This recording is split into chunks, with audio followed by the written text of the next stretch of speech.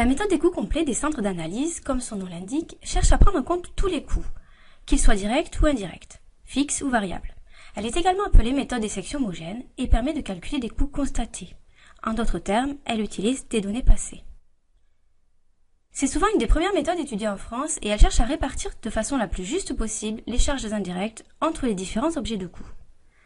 Elle présente un certain nombre d'intérêts, mais aussi plusieurs limites, dont il faudra tenir compte si on souhaite utiliser cette méthode avec pertinence.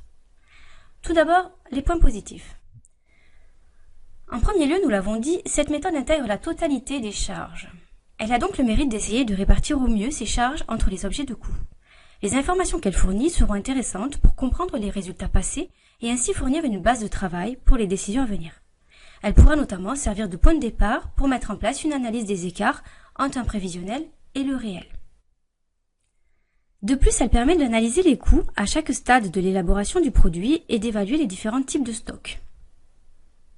Ensuite, cette méthode est intéressante car elle constitue un garde-fou si la concurrence se fait par les prix.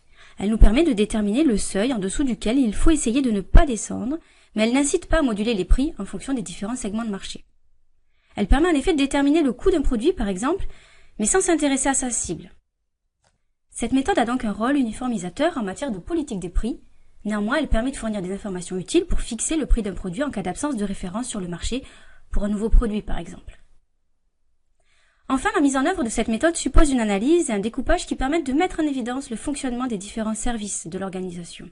Ces derniers sont alors considérés comme des micro-entreprises qui vont se fournir des prestations entre elles, avoir des objectifs, des responsabilités, des budgets, etc.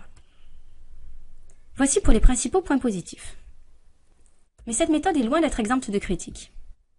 Tout d'abord, le coût de revient obtenu résulte de calculs complexes, surtout quand les charges indirectes représentent une part importante des charges. Cette méthode nécessite aussi un bon système d'information pour obtenir toutes les informations nécessaires à sa mise en œuvre. De plus, l'obtention des résultats est souvent tardive, ce qui est problématique dans une optique de prise de décision. Sa complexité a aussi une autre conséquence. Les personnes qui sont amenées à utiliser ces résultats, comme les dirigeants pour fixer la stratégie ou les commerciaux pour déterminer les prix de vente, ont souvent du mal à en comprendre la logique et ils peuvent la trouver arbitraire. Ensuite, le résultat obtenu dépend grandement du découpage de l'organisation adoptée, c'est-à-dire du choix des centres d'analyse.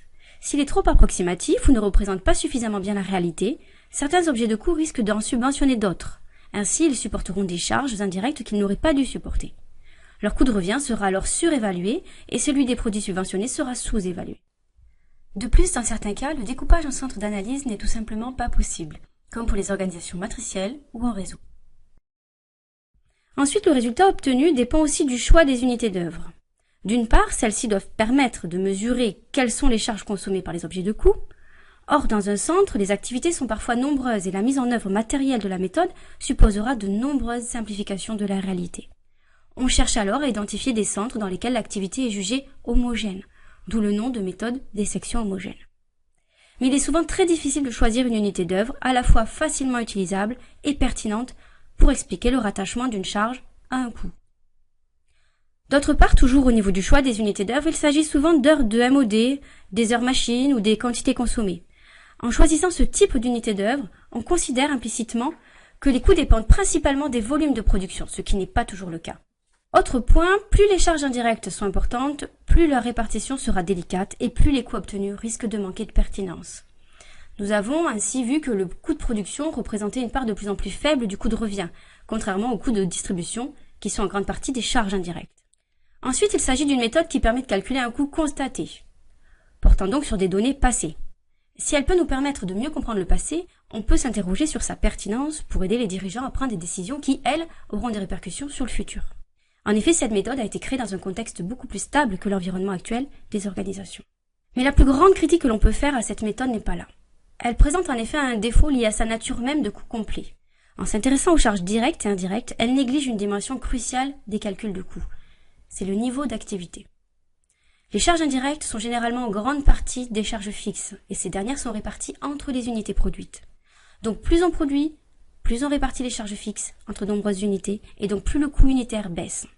Inversement, moins on produit, moins on répartit les charges fixes, et plus le coût unitaire est élevé.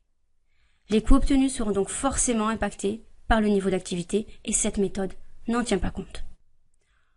Pour conclure, cette méthode, comme toutes les méthodes de calcul, donne une représentation simplifiée de la réalité, qui est loin d'être exempte de critiques. Elle fournira néanmoins des informations intéressantes pour comprendre le passé, mais elle devra être complétée par d'autres analyses pour permettre aux dirigeants de prendre des décisions pertinentes.